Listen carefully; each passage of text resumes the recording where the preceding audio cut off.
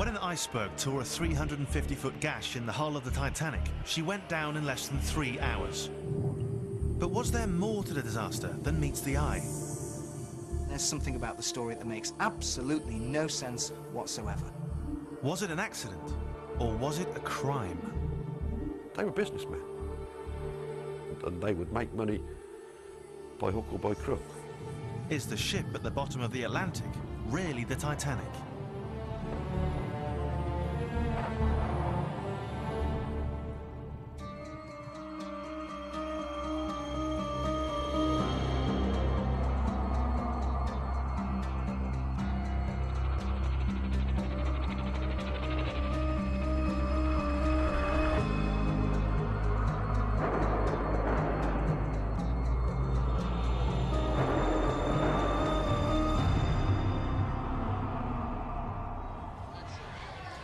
Almost a century after it sank, the Titanic continues to fascinate us.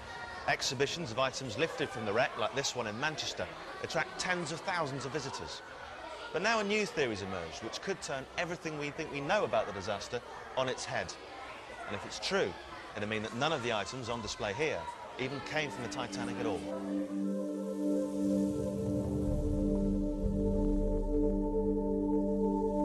There is something strange going on.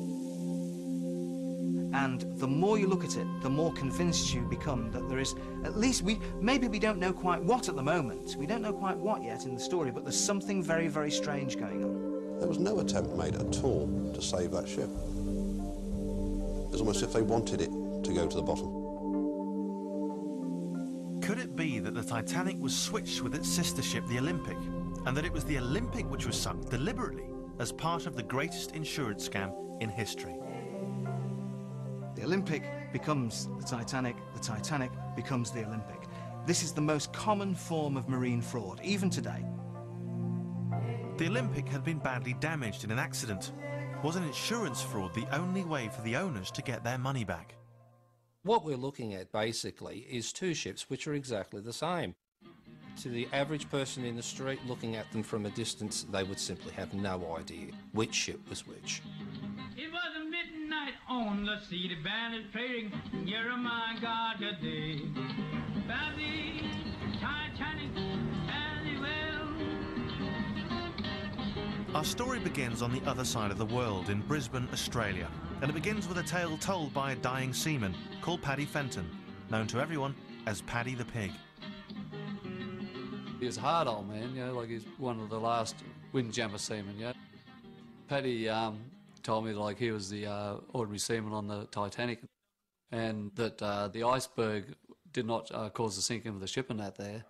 What he said it was that they'd had a fire in the bunkers, and the fire had been burning since they loaded the bunkers.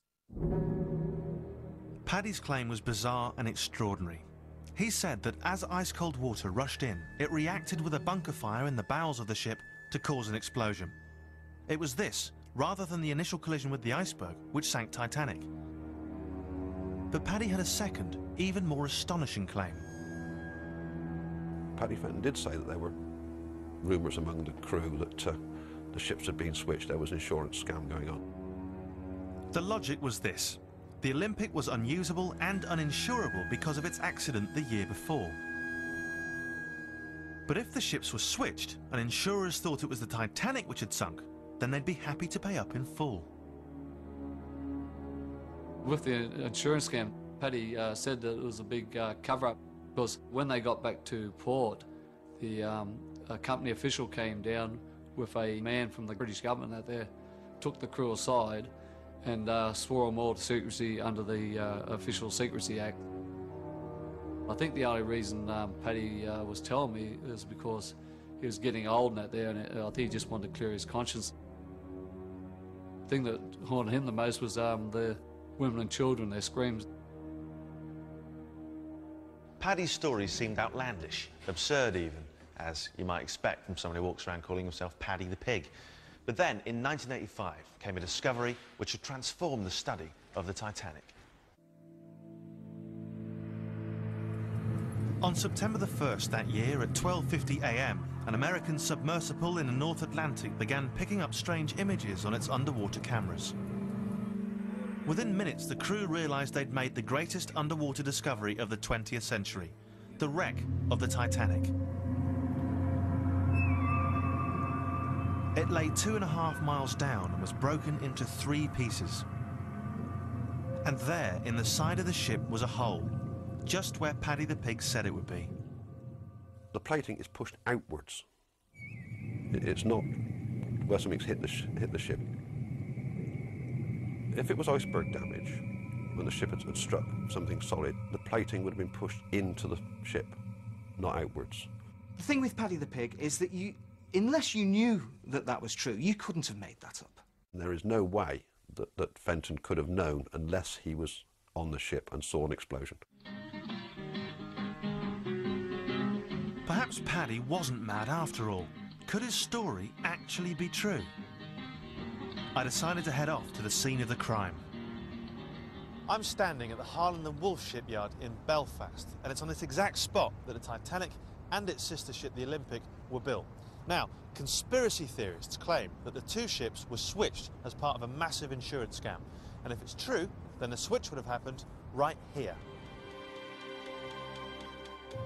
The 2 ships were built side by side on giant gantries. They towered over the city. The Olympic was the older of the sisters, launched a full year before the Titanic in 1911. The class leader of these ships was in fact Olympic. Very, very famous ship in her time, the biggest ship in the world, the largest man-made moving object on Earth. All the rest of it, that was all applied to Olympic. Titanic was the second of the class. John Parkinson's father worked as a carpenter on both ships, and John is perhaps the last man alive to have seen the Titanic. Oh, it was a wonderful, wonderful experience. See, I was just a wee boy, between 5 and 6 years of age when I saw it. My father brought me down here on a Sunday afternoon, and he took me round to see it. And there it was. When I looked at it, I was afraid in case it would fall on me. It was so big, it seemed to reach the sky. And what did the Olympic look like? Oh, it was a lovely ship too. You'd hardly known the difference between the 2. They were sisters, you see. Aye, very like each other. Then John told me something that intrigued me. Oh yes, there were rumours that the ships had been switched and all sorts of things. And So this theory's been around for a very long time. it has, yes. Do you remember anyone saying it to you back in the old days? Oh yes, you hear wee bits of rumours about that, you know. But that was a lot of nonsense. It was the Titanic. It was clear the conspiracy theory was as old as the disaster itself. And although John was dismissive, I was curious. I wondered what secrets might lie hidden in Belfast.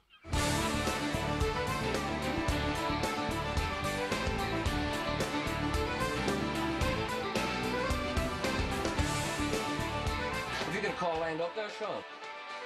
Jerry Anderson has his finger on the pulse of Northern Ireland. If I wanted to reach the people of Belfast, I knew he was my man.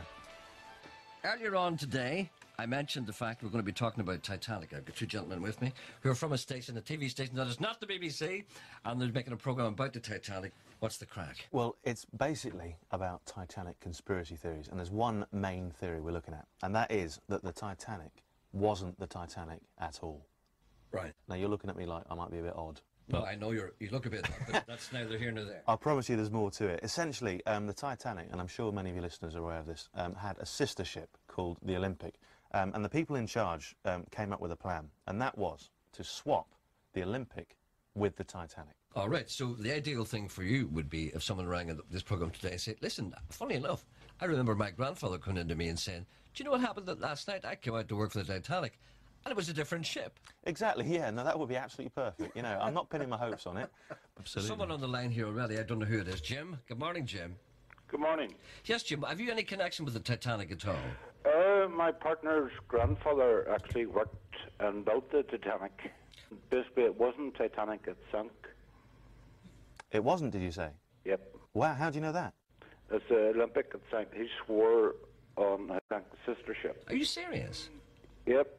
White Star Line, there were financial difficulties, and that's the only way they could claim and get themselves back on track. I mean, that seems to go with what I've been hearing. I was hearing that the White Star had some financial difficulties, especially with the Olympic, so they couldn't get any insurance money for the Olympic, so that's when the swap took place. Does that kind of fit with what... Yes, it does. Right. This was becoming more intriguing by the minute. Jack Johnson wanted to get on board. Captain, he says, I ain't hauling no coal. Found the Titanic fairly well. If the Titanic and the Olympic were switched, then the trail of events which led to the disaster began here in Southampton on September 20th, 1911, with a collision between the Olympic and the Royal Navy cruiser HMS Hawke. The problem White Star had with the Olympic kept hitting things. The Olympic is pulling out of Southampton. It's on its way to America. And HMS Hawke is a faster ship. It's passing on the starboard side, on the right-hand side. The two ships found themselves on a converging course, and neither was able to take evasive action fast enough. The Hawke was a vintage 19th century battleship which was fitted with an underwater ram. And this thing was there, actually, to do as much damage as possible to any other ship she managed to ram in the side. The Hawke cut an enormous double hole in the side of the Olympic, the ram below the waterline and the bow above the waterline. Nasty. And if you think the Olympic looked bad, you should see the Hawke. Everybody on board felt the impact. Glasses were knocked off tables. People were knocked off their feet. They slapped together a makeshift repair in Southampton, but it wasn't till the Olympic had limped back to dry dock in Belfast that the full scale of the damage from the Hawke's underwater ram became clear. When she got back to Belfast, this repair, that had taken a fortnight at Harland and Wolff's Southampton yard, had failed. What this tells us is that for the back end to flood, and for these steel plates beneath the waterline to have been moved, the hull has to flex to tear the rivets out. Well, if the hull is flexing at that point, there can only be one reason: the ship's back's broken. Effectively a death sentence for the ship. Harland and Wolff has always denied the damage was on this scale. But this diagram, only recently released by the firm, shows hull plating had to be replaced along the entire length of the ship. Not just in the stern where the Hawke had struck. Strange enough, the forward end of that diagram almost exactly duplicates the supposed damage to Titanic, damage that supposedly sank Titanic on the night of April 15. It's a coincidence, and I don't like coincidences. Quite possibly, yes, quite possibly that was a weak spot on the hull. Was the Olympic a write-off? The ship they got was just a couple £100,000 worth of scrap iron. Was the White Star Line about to go down the tubes? Something has to be done. These men are desperate. Could they really have been prepared to contemplate the drastic solution Paddy the Pig claimed? To switch, then sink their own flagship?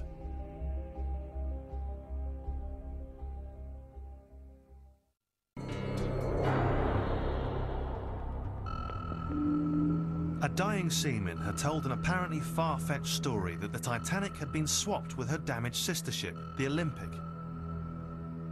But the Olympic had been damaged in a collision the previous year with the Royal Navy cruiser HMS Hawke, perhaps more badly than the company acknowledged. All of a sudden they've shelled out all this money on a ship which is now useless. It's never going to pass another Board of Trade inspection. And to make matters worse, they'd get no insurance payout. The Royal Navy had investigated the Hawke accident and found itself not guilty. Steamliners were a multi-million-dollar business.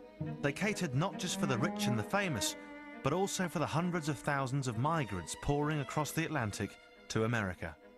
Olympic and Titanic are, in fact, the White Star Line's survival strategy in the very, very competitive North Atlantic trade. The company could well go into receivership. Something has to be done. These men are desperate. The Titanic's ultimate owner was the American J.P. Morgan, one of the most ruthless financiers of the age. The head of White Star was Bruce Ismay, an equally shrewd operator. They were businessmen, and they would make money by hook or by crook. They knew they were in trouble. It may have been at this point that someone in the company came up with a bright idea. Why not take the exact copy of the ship, sitting only 200 or 300 feet away? We have a lame duck. We have a boat that's no good. So we swap it over with the other boat. Their only way out, really, was an insurance fraud.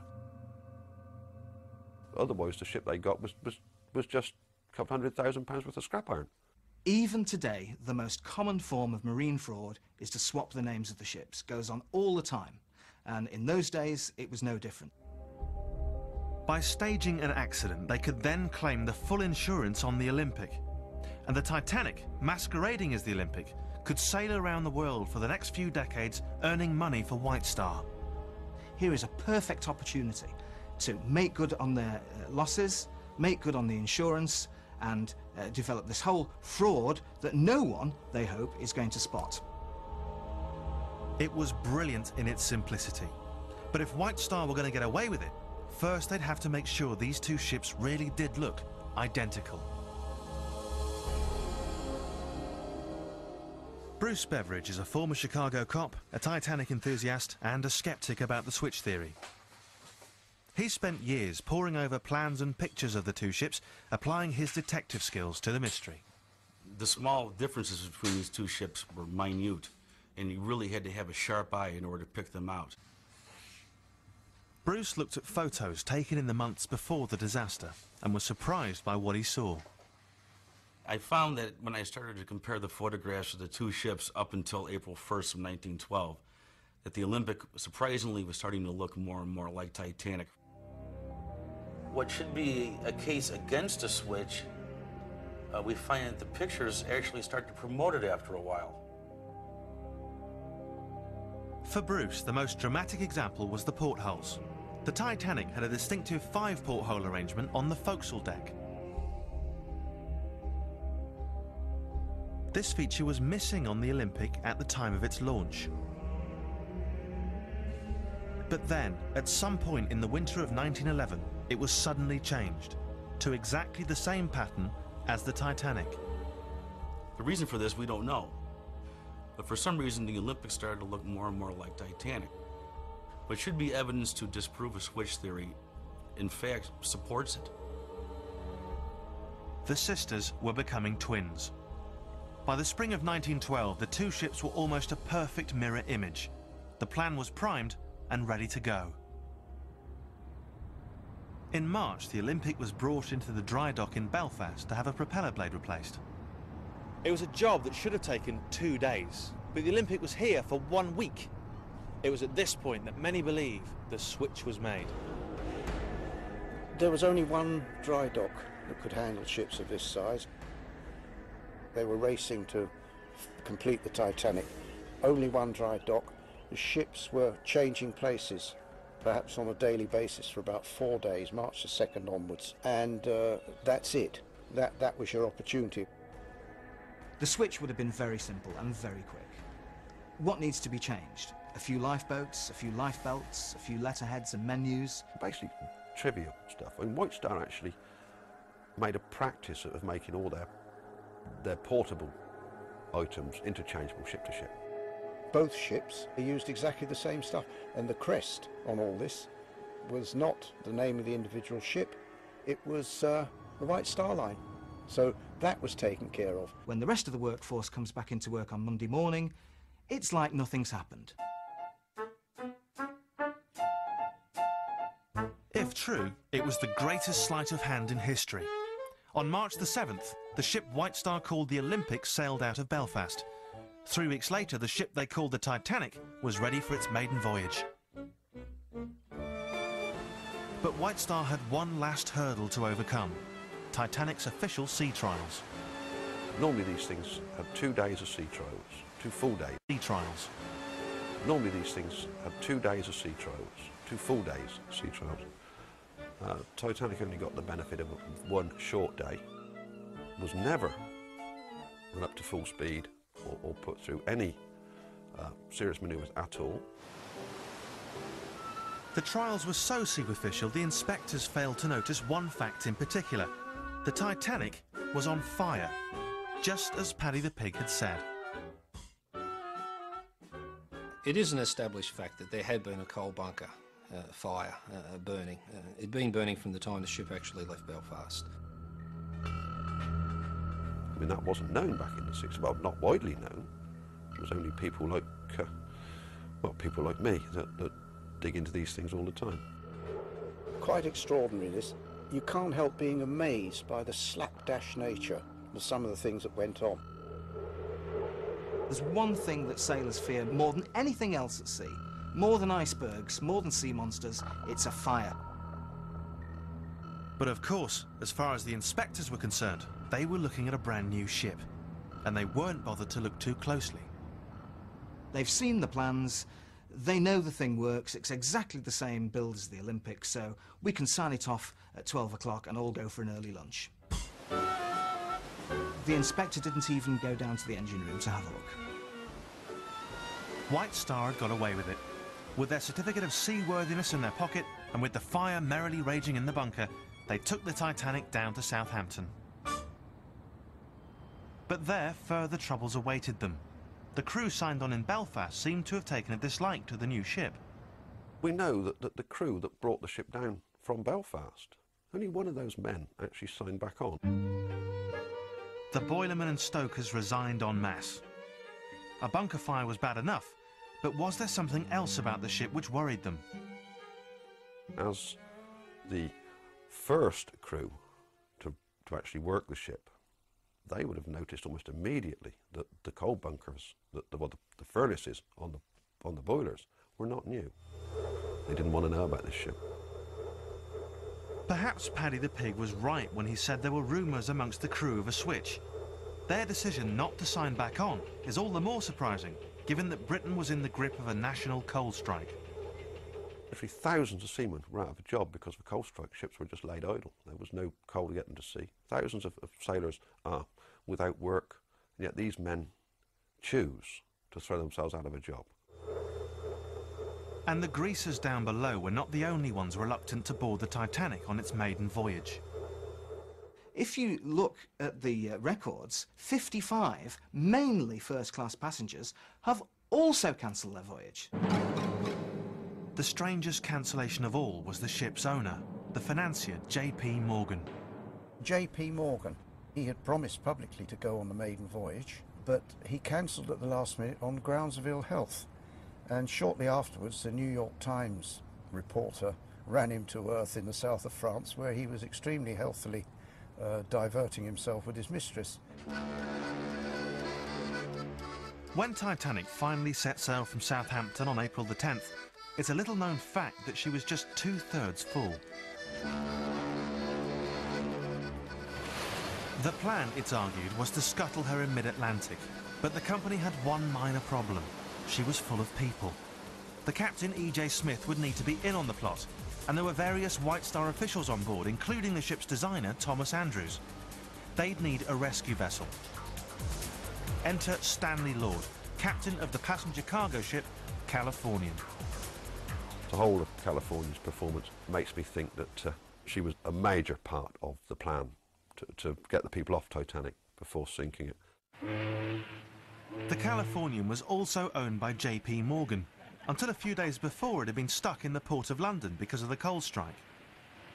Suddenly, mysteriously, there's enough coal for Californian, and the orders to sail are obviously sail ASAP as soon as you possibly can, because you've got to get somewhere. Her sudden departure was all the more mysterious because she was virtually empty. Captain Lord has taken the Californian into the mid-Atlantic with no passengers and no cargo, except for 3,000 woolen sweaters and blankets. Exactly what you'd need if you were going to turn your ship into a glorified lifeboat. The Californian sailed at full speed across the Atlantic before suddenly coming to a halt on the evening of April 14th. Captain Lord orders Californian stopped. Why rush halfway across the Atlantic just to stop? Was the Californian keeping a rendezvous? She'd received ice warnings, but no other ship in the North Atlantic felt obliged to stop that night. Certainly not the Titanic, which at that very moment was careering at full speed towards almost exactly the same point. Captain Smith had ice warnings for most of the day. He was well aware that there was ice ahead. He never slowed down. He didn't put extra lookouts at the head of the ship. He only had them in the crow's nest. But this was business as usual. Time is money on these ships. Collisions with icebergs were incredibly rare, even at night. I mean, normally you can see the thing, you know, you would steer around it. But of all nights, White Star had picked the night of April 14th, 1912 to stage its accident. A night of freak conditions that would not be repeated for many years. It was a cold, clear, starlit night with no moon. So visibility, although you could see the stars, visibility was practically zero. It was also unusually calm, as portrayed in this rarely seen 1929 film of the disaster. This was the calmest night on the North Atlantic in decades. Absolutely no movement at all. There's no waves breaking against the base of the iceberg, which was the common giveaway. The lookouts were always able to see that the white water, the splashing against the icebergs. The final fatal piece in the jigsaw was the presence in the area of a rare phenomenon: black icebergs. Icebergs roll over. As they melt, then perhaps the shape changes underneath and they roll over. And when they do that, the newly exposed side may be virtually black. At 11:40 p.m, an enormous black iceberg blotted out the horizon directly ahead of the Titanic. Obstruction ahead, sir! On starboard! On starboard it is, sir! The Titanic swerved to the left, but it was too late. The iceberg tore a 350-foot gash in the ship's hull.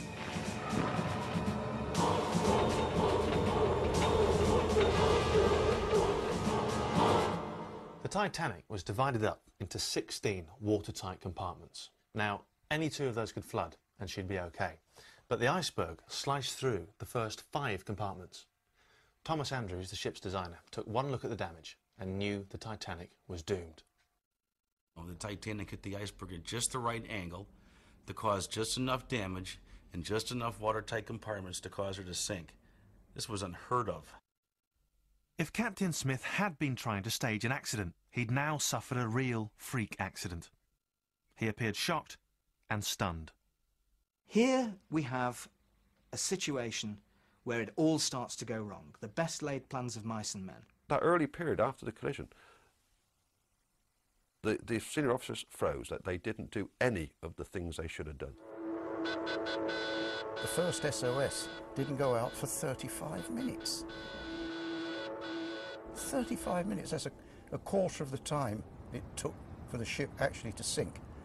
No SOS. And an hour and 25 minutes after the collision, that is when the first lifeboat is launched. When lifeboats were finally launched, for some inexplicable reason, many weren't full, despite the fact Titanic only had enough lifeboats for half the people on board. Now, there's only one explanation for this, and that is that they are expecting some sort of rescue operation to materialise in the next few minutes. Smith may have been expecting the lifeboats to unload people onto the Californian and then return. But in swerving to avoid the iceberg, the Titanic had moved out of sight of Captain Lord's ship, which now sat just over the horizon. We could hear all the panic of the people on the decks, rushing about looking for a lifeboat, and all the lifeboats had gone. And there were still 1,500 odd people left on board. We saw the Titanic sink, which was a terrifying sight, and we heard all these people in the water screaming, which was, I think, perhaps the worst thing of all. By the morning, when survivors were picked up, 1,500 people were dead. Titanic was sinking down. They had them lifeboats around. Found the Titanic fairly well. When the Titanic was sinking down, they had them lifeboats around. Found the Titanic fairly well. My father heard this wee newspaper boy shouting outside, "Tilly Special, Tilly Special," and the stark words on it, "Titanic sunk." My dad, big strong man he was, he worked in the shipyard all his life. He just broke down and he cried like a child.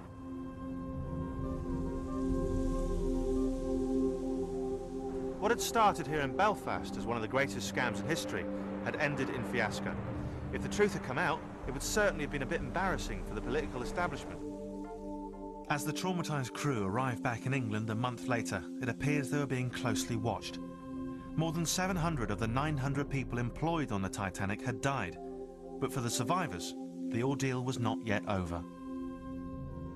When the crew gets back to Plymouth, instead of being reunited with their wives and sweethearts, which is what everybody expected, they're held for 24 hours in this damp railway shed, and then they're visited by a very high-up official from the White Star Line and somebody who they believe to be somebody very high up in the government. There's no doubt about it. That basically, the Riot Act was read to these blokes. Do not talk to the press. Do not talk to other people about it. For some reason, these rarely seen mugshots were taken of each and every surviving member of the crew. Was this the intimidation Paddy the Pig had mentioned in his story? There's something about the story that makes absolutely no sense whatsoever, unless you look at it in the terms that there was actually a cover-up. Either Paddy Fenton was on the Titanic, or he'd been very close to somebody that was. One after the other, Paddy's claims had been shown to have at least a basis of truth. Paddy the Pig's story may have sounded like the slightly odd ramblings of an elaborately named sailor, but it proved remarkably accurate. But then, in 1998, a new piece of evidence emerged from the bottom of the Atlantic Ocean. A 17-ton piece of the wreck which appeared to blow a hole in the entire switch theory.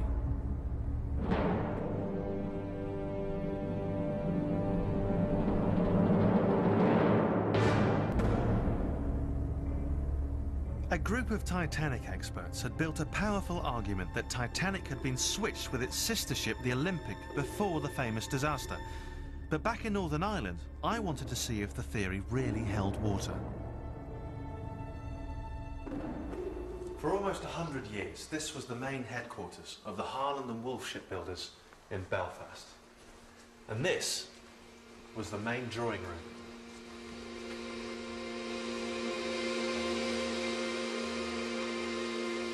It was in this room that plans for both the Olympic and the Titanic were drawn up.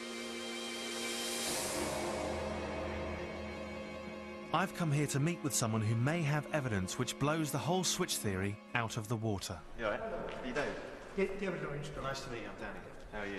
I'm very well, thank you. This is a great room. Isn't it? For over 40 years, David Livingston was one of the top naval architects at Harland and Wolff. In 1998, he took part in a dive down to the wreck.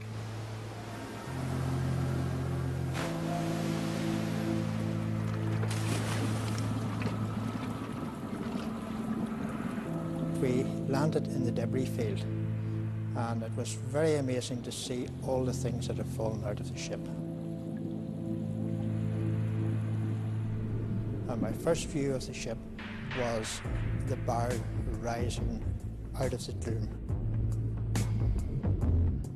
Of course, that's the most beautiful part of Titanic and the most well recognised. During the dive, the largest piece ever raised from the Titanic was brought to the surface, a 17-ton chunk of hull. David was asked to identify it. There were two large portholes and two small ones. And we thought initially that this would be a very easy way of identifying where it came from. He looked first at the original master plans. plans which were drawn up for both the Titanic and the Olympic. But to his surprise, the pattern of portholes on the hull piece was nowhere to be seen. But then David ordered up a separate set of plans which were done just for the Titanic. This is the specific plan for Titanic. So that's ship number 401. And we can see here that the two small portholes are actually shown on this drawing. So this is specific to Titanic. The Titanic plans matched the wreck. It turns out an extra toilet had been added, meaning an extra porthole had to be drilled. A porthole which never appeared on the Olympic. And then it all fitted into place. Now, is it in any way possible that you were mistaken that day and that you weren't looking at the Titanic at all, that you were looking at the Olympic? Absolutely not. This, of course, is a section of the biggest piece of the Titanic that's ever been recovered, and it's a real favorite of mine, of course, because you can see those wonderful overlapping steel plates and some of the two... Robin Gardner is the high priest of Titanic conspiracy theorists. A former plasterer from Oxford, he's now writing his third book on the subject. A film set, this is the real thing. That's right. I took him to Manchester to meet with Mark Lack, head of the Titanic exhibition. This is actually, Robin, as you know, the recovery of the big piece, the largest piece of the Titanic that's ever been recovered. And of course, I got Mark to show Robin the new evidence. But what's unique, of course, are these two small portholes that are in the center, the smallest portholes that only show up on the deck plan or the plans of the Titanic. Yeah. But Robin wasn't fooled that easily. Obviously, Harland and Wolff would have spotted this almost immediately and converted the second ship to have the correct number of portholes. It's no great difficulty for shipbuilders of the calibre of Harland and Wolff. The wreck was still the Olympic, he believed. The extra porthole had simply been added following the switch to make it look like the Titanic. There was no problem in altering anything on these ships as far as Harlands were concerned. I mean, basically they used 30-foot long pieces of 6 feet wide, inch thick steel, like a child plays with Meccano. But the wreck was yielding other uncomfortable surprises for the conspiracy theorists. On the starboard propeller blade, the number 401 was clearly visible. Titanic's ship number. In the foundry where those things were cast, and they were cast right at Harland and Wolff, they marked those blades so that they could identify which ship they belonged to, so that they would not get mixed up. But again, there may be an explanation. In October 1911, when the Olympic returned to Belfast following the Hawke collision, she had to have her propellers replaced. Is it possible they simply took the propeller from the still unfinished Titanic? The damaged propeller of the Olympic is now useless, so they remove that, they take the starboard propeller from the Titanic and put it on the Olympic. Now, if they did do that, then everything gets a bit confusing. So, the ship that's on the bottom, if that's Titanic, then obviously the wrong propeller was obviously fitted to Titanic to Olympic in the first place. Has to be, doesn't it? Say that again now. I'm sorry. Let's work through it. No, I don't think I'd follow me through that. And if these two are confused, how am I meant to keep up? But could you really just have stuck Titanic's propeller on the Olympic? Bruce Beveridge doesn't think so. Propellers for ships are not exactly alike. The whole reason why they put the 401 on there in the first place is so that they knew in the yard that this propeller was meant for the Titanic. I mean, if they were interchangeable with the Olympic, then there would be no reason for that. You could just go into the shed and say, give me one of the big ones in the back. And the propeller isn't the only item which was marked. This cabinet was found floating in the water at the wreck site shortly after the disaster. On the back, 401 is clearly visible, and there are numerous others with the 401 stamp. I think we found about 6 pieces. That it was an obvious stamping or numbering. But again, Robin's not convinced. Of course, these things would have been parked in the stores at Harlands. The man goes to the stores to get, for the sake of argument, a stand for a telegraph. Pick up the first one he comes to. Yeah.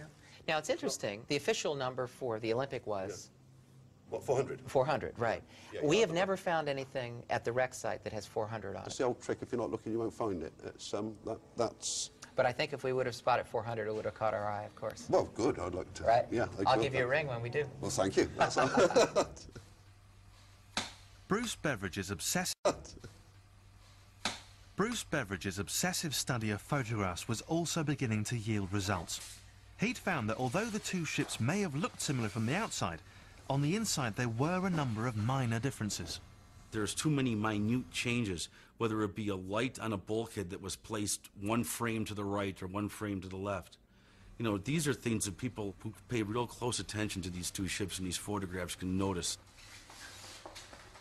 The wheelhouse was just one example. We have the wheelhouse of the Olympic. Originally, her wheelhouse had a curved front. On Titanic, the wheelhouse had a straight front. On the wreck today, the ship's wheel is the main attraction for visiting submersibles. Plaques have been left along the base of what was once the wheelhouse wall. As this photo shows, that wall was clearly straight, as on the Titanic. The evidence is there in the photographs. The differences that are on the Titanic from the Olympic can be verified through the wreck. Anything that is still left that were specific to Titanic on the wreck are still there. Hello. And back at Radio Foyle, the trail was turning cold as well. Yes, who's that? Roy Anderson. Yes, hello, how are you, sir? What have you got to add to our story? Right. First of all, well, my grandfather and my wife's grandfather were both cabinet makers on the Titanic. My grandfather and my wife's grandfather never, ever talked about the boat being changed or switched. And they were deeply involved with it. No, it was the Titanic that went down. Right. Right, thank you. The plot thickens. Okay, good luck. Okay, thank you. Sammy's on 3. Good morning, Sammy. Jerry, it was the Titanic that definitely sunk. Yeah. Jerry, it's typical of Irish myth and legend. That's something we haven't mentioned, Irish myth and legend. Exactly, the story gets better every time I tell it. This didn't really make sense to me. If the two ships were switched, you'd expect to hear something more than the occasional half-baked rumour. Jerry agreed. I don't think anyone really believes that there was ever a switch, because when you think about it, the number of people, I don't know what it was, 15,000 people working on the Titanic. I mean, can you imagine trying to keep 15,000 people quiet and actually keep it under their hat, especially Irish people, after a few pints? It just cannot be done. I was beginning to feel it was time I took a second look at Paddy the Pig, the Irishman who'd claimed he was an ordinary seaman on the Titanic. I think Paddy the Pig liked to spend a lot of yarn in the pubs. I think he was getting a lot of free drinks for his stories because he was a complete fraud. This is the crew list for the Titanic, and there's something striking about it. Paddy the Pig's real name, Patrick James Fenton, appears nowhere. James Fenton is nowhere to be found on the survivor list or on any of the crew sign-on lists. This means that this man didn't get paid. You know, it's one thing to be missing from Rostron's list of survivors or any other official list of survivors. It happened a couple of times. But to not be on the crew list, that is definitely a red flag. That means that the man wasn't there. As for Paddy the Pig's hole in the starboard hull, well, there's another explanation.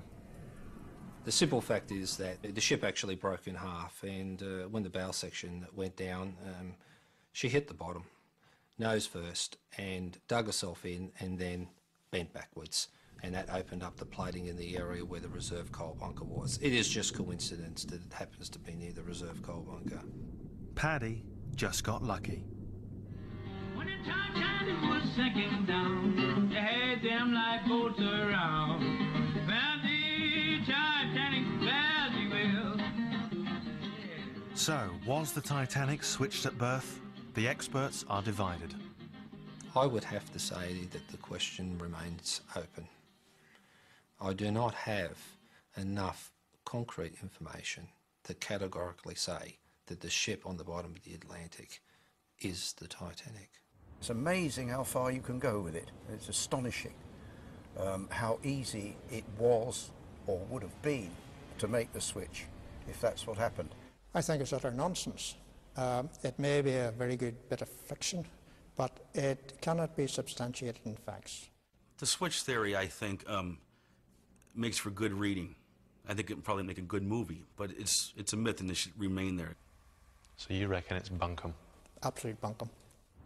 This is a cracking conspiracy theory, and one that's all too tempting to believe, were it not for the vast mass of evidence against it. But that's not to say it's absurd. Far from it. It's very, very easy to see how this whole thing must have begun. This is the only film ever taken of the Titanic. Only a few dozen photographs exist. After all, she sank within a fortnight of being completed. But after the disaster, there would be an insatiable demand for images. People started churning out souvenirs, quite extraordinary. Something like 200 commemorative postcards, and I don't think any of them showed the Titanic. They all showed the Olympic. You say to yourself, which ship am I actually looking at? The newsreels followed suit. These are some of the most frequently used images of the Titanic, except it's really the Olympic. The giveaway? See how the filmmaker has scratched out the harbour name from the back of the tugs.